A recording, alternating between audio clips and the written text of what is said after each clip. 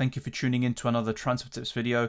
Yes, it's all about the free hit this week it seems, but there's still those of you who aren't going to be free hitting, and this video is specifically designed for you, and even for those on a free hit, you could use this as well. Check out the best free hit team video and my team selection, which I uploaded very recently, and we're just going to be talking about the best players to buy, hold, sell, and skip.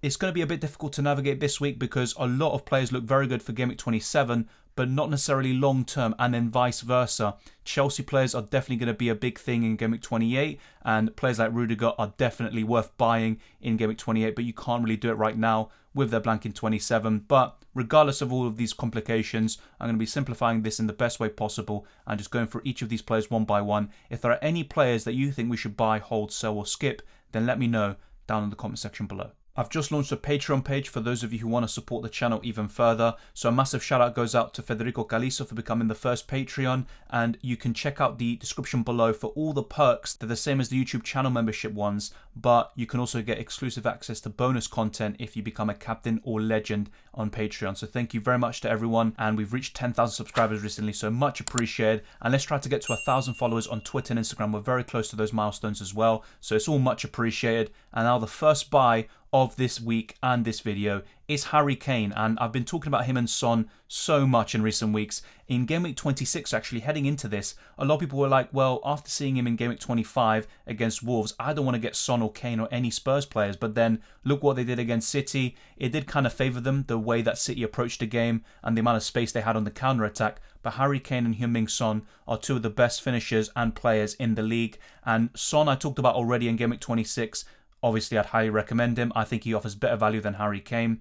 But if you're looking for a striker and you have enough money, Harry Kane is probably the best Cristiano Ronaldo replacement, and he's so reliable. In recent weeks, he has been blanking quite a bit, and this season has been very poor by his usual high standards. But Kane, since Conte's come in, is one of the best for XG in terms of big chances. And if you look at these stats, they're very comparable to Raheem Sterling. Both of them would be very good on a free hit, but Kane is a really good purchase long term, not just in Game Week 27. If you can get Harry Kane, Salah and Heung-min Son, I'd highly recommend it, but I do admit it's quite difficult to fit him into your team structure, and you can always prioritise, but this segment is obviously dedicated to the Spurs attackers. Both of them are buys. Son is my preference, but you could also still go for Harry Kane, and his stats across the season are very good. An XG of almost 12, an XA of almost 6, and 8 big chances created, 18 big chances. He wasn't really doing it under Nuno Espirito Santo, but under Conte he's a different animal, and some good fixtures long term, and that double in 29. So Harry Kane, I'd highly recommend him.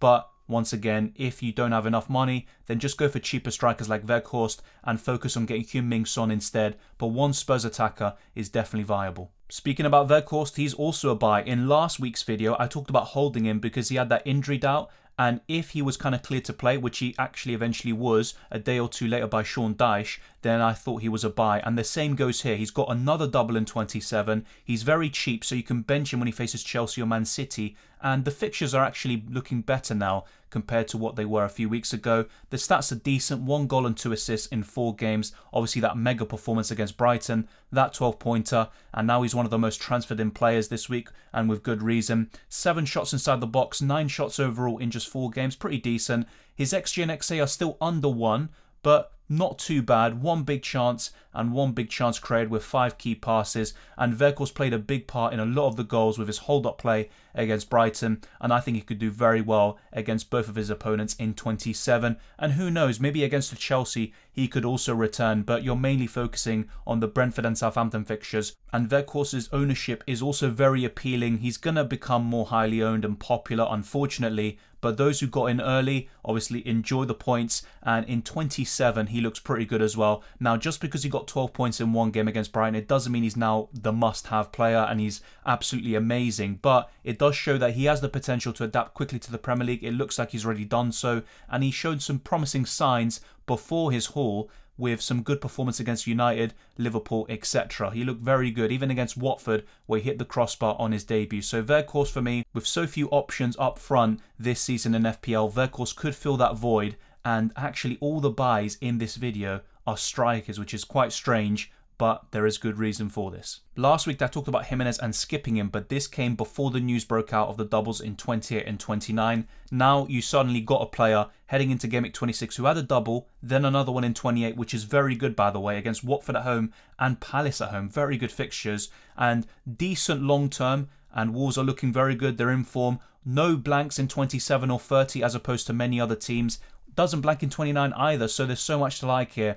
And he is the best Wolves attacker, which I also mentioned in last week's video, but I still don't think he's great. He got an assist in the last game. That doesn't suddenly mean he's amazing. And you could also go for Weghorst, Broja and Harry Kane, and maybe you don't even need Jimenez in the first place. My preference with Wolves is always with their defenders and goalkeeper, but if you are looking to double or triple up, Jimenez is not a bad option, and with so limited players once again up front, Jimenez is one of the better ones. So along those three that I said, there's Jimenez and possibly one or two more that are looking decent. Dennis might also be someone to consider, but Jimenez, his stats across the season are pretty average, but at the same time he's a good player. It's just a shame that he hasn't really reached the same heights as he did before. He's been a really good FPL player in recent years, not so much this season, but if you are looking for a striker who has a fixture in 27 and good long-term fixtures, a really good double in 28, doesn't blank in 30 and allows you to actually navigate those weeks 27 and 30 without using the free hit, then Jimenez is a good option, but he's not amazing and I still haven't changed my mind about that. The first hold of this game week is Emmanuel Dennis. He got a goal and full bonus points against Aston Villa in Game Week 26. He could still do even better in the second game against Crystal Palace. The stats across the season are very poor actually. 9 goals and 6 assists though. That's kind of the main thing about Dennis. He's got good goal output. With Ismaila Sarr coming back, I think Dennis will just look even better, and that's what happened in Game Week 26. That was a good partnership there, and I was actually quite nervous about benching Dennis in my original team, and I ended up putting him in my starting 11 over Rafinha because I had a feeling he would haul. But on my wild card, I took him out, and I already knew the risks. He's still a decent option to hold. I wouldn't be buying him in though, and there's still other options to consider up front, the ones I mentioned earlier in the buy section, as well as others like Broja in previous videos.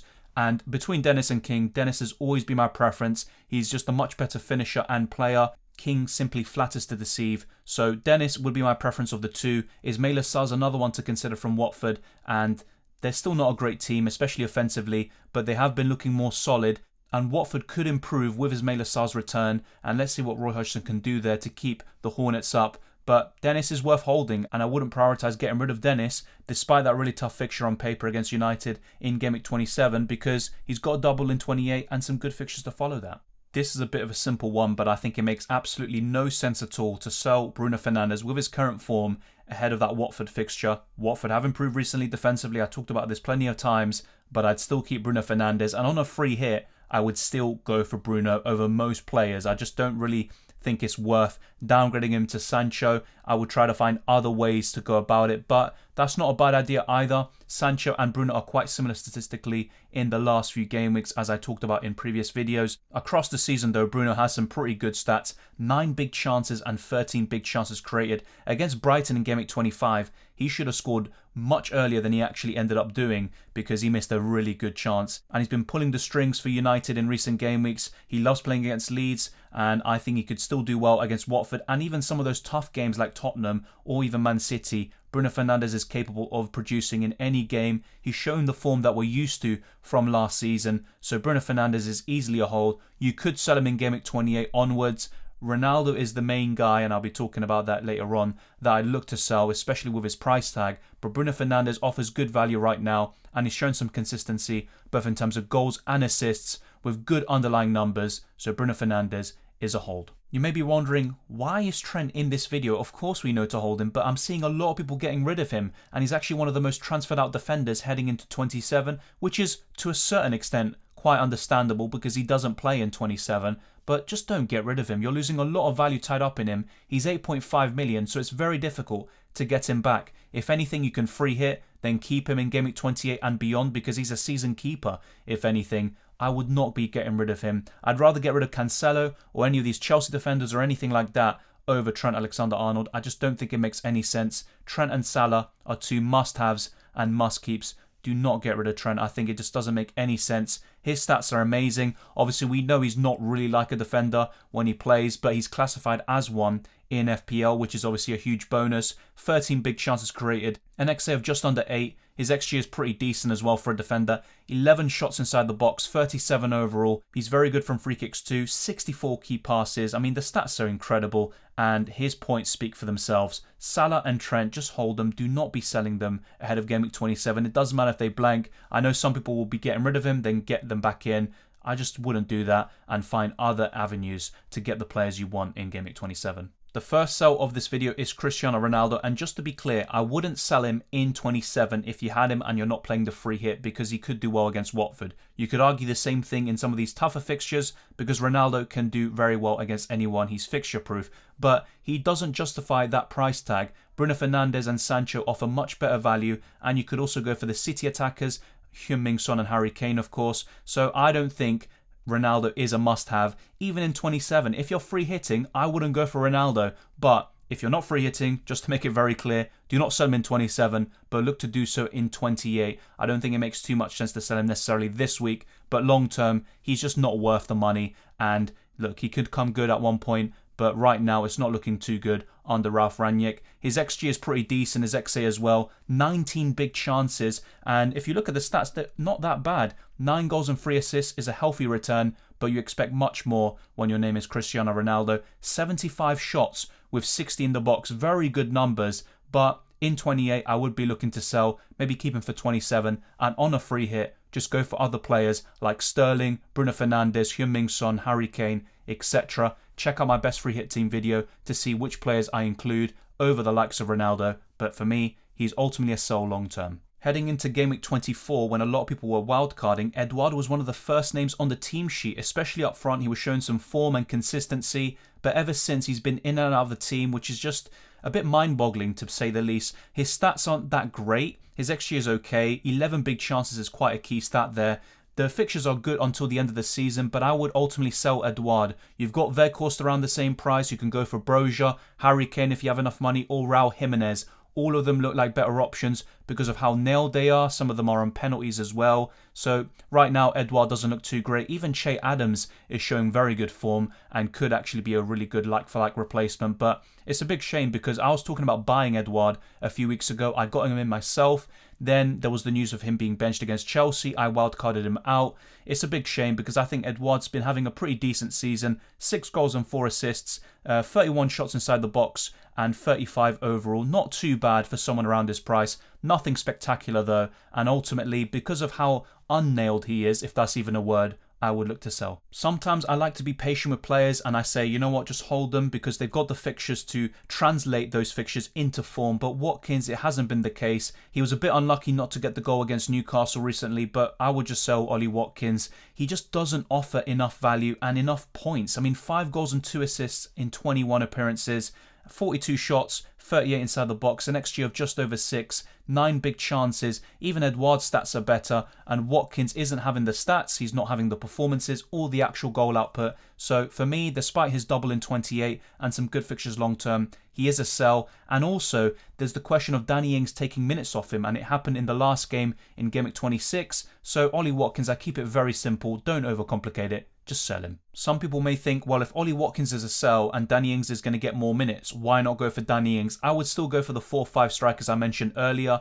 I wouldn't go for Danny Ings. The fixtures turn very soon for Aston Villa. Despite that double in 28, which is very appealing, I wouldn't go for Danny Ings. He could do very well, by the way, in 27 and 28, but I still wouldn't go near him. I don't think he's a great option long term. His stats across the season are very poor. A lot of them are from the bench, but I still wouldn't advocate going for Danny Ings. And a lot of these players in the skip section are quite maybe simple and quite obvious, but some people might still go for them, looking for that differential to get them ahead. I don't think Danny Ings is one of those players that is worth getting right now. He's shown his class in recent seasons with Southampton, hasn't done so necessarily with Aston Villa, and therefore I'd look to skip him. Some people may consider a Wolves midfielder like Podence, Neves, or another one like Neto who's coming back very soon. I still wouldn't go for any of them. Podence would be my preference because he looks the most offensive. Neves is very good with long distance shots, but as evidenced by the stats, very, very unsustainable, and a lot of his goals or even chances come from long distance shots or set pieces. I wouldn't go for him.